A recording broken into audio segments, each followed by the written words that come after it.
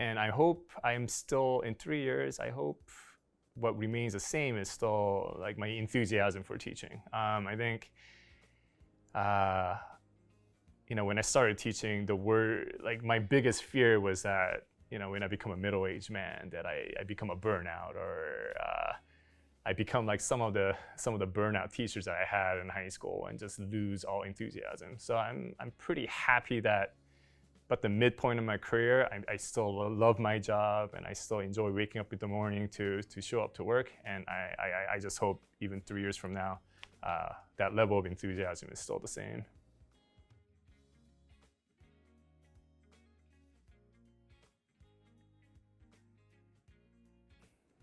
I did not think I was really good at like adapting to things very quickly. I got a pretty severe case of like tech phobia, I think.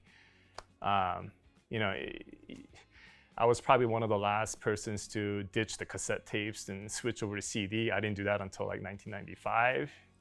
I didn't get a cell phone until 2005. So I've been just kind of resistant to changes in tech. So when we went virtual, I think trying to conduct classes on Zoom, that was scary.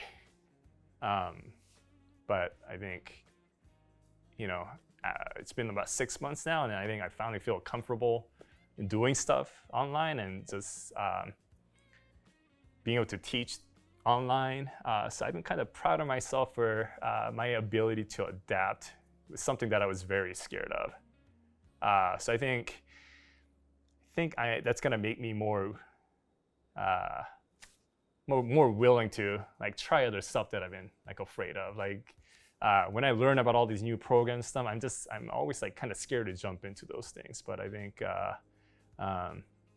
like now, like what I can do now on Zoom and teaching with my iPad, like I couldn't imagine doing that even a year ago with the level of comfort. So yeah, I've been kind of proud of myself for that. And another thing is, it also made me realize what my strengths are in teaching. So I think my biggest strength in teaching is being able to develop a pretty good rapport with students.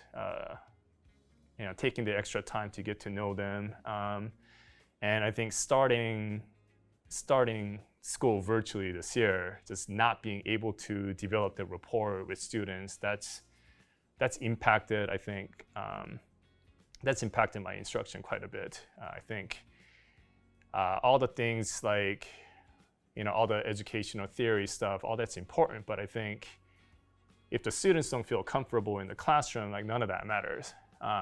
So that's usually my priorities when the year starts, and just not being able to do that it's been a little frustrating, and it also made me realize that was one of the major strengths of mine. So that's been one thing that's been a little frustrating for me this year. Yeah, like it almost feels like an extension of my home being here with all this stuff.